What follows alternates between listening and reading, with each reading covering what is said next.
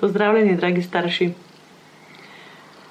Kako vi to vidite? Moj otrok je na prvem mestu, zaradi otroka se je treba odreči vsem potrebam, vsem željam in biti kompletno samo na voljo za otroka. Danes bi rada govorila o tem, da je družina sistem. In sistem v bistvu je narejen tako, da vsi člani v tem sistemu morajo biti v ravnotežju. Torej ni nekoga, ki je na prvem mestu in ni nekoga, ki je na zadnjem mestu. In ta sistem se v bistvu odziva na potrebe. To se pravi, ko ima nekdo neko potrebo, takrat se odzovemo in takrat je tista oseba najpomembnejša oseba. Tukaj moramo paziti, da ne mešamo potrebe in želje. Želja je nekaj, kar lahko odložimo, nekaj, kar lahko počakamo,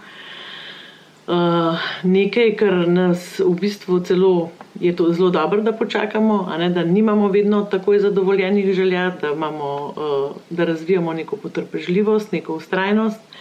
Potreba pa je nekaj, kar je življenjsko pomembno. Potreba je, da dihamo, potreba je, da gremo na stranišče in potreba je predvsem to, da se počutimo varno v okolju, kjer živimo. In kadar se nam ta varnost ruši, pač se počutimo ogrožene. Pač otrok recimo takrat joka, je prestrašen in recimo ga potolažimo. To je takrat njegova potreba. In prav je, da so otrokove potrebe pomembne, je pa ob tem prav, da so pomembne tudi potrebe vseh ostalih družinskih članov. To se pravi potrebe očeta, potrebe mame. In sama sem, ko so bili otroci majhni, tudi verjela v to, da moram v bistvu vedno skočiti, da moram vedno biti na voljo, da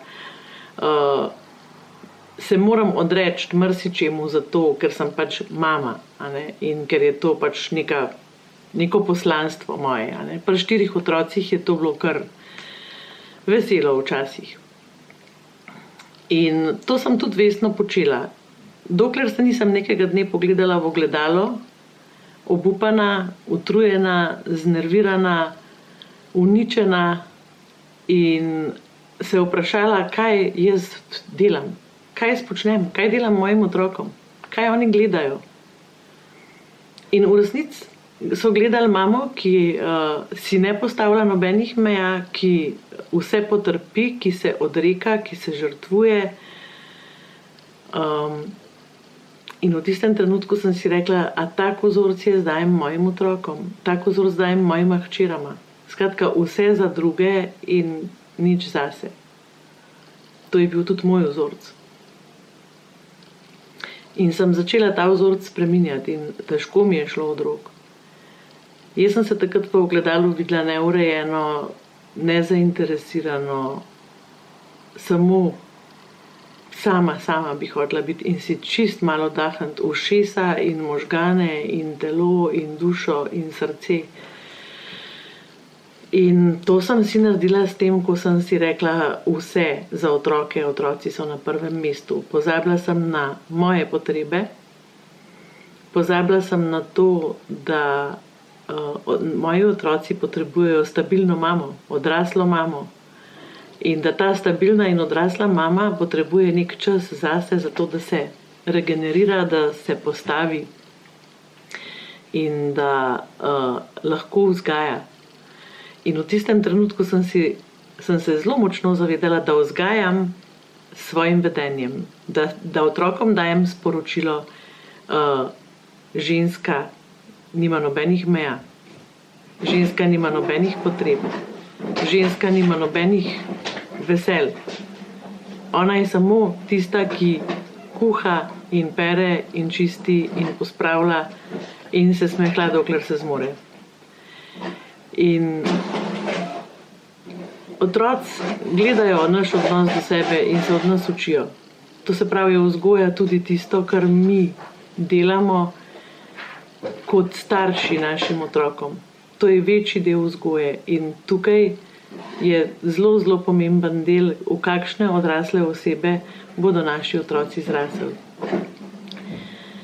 In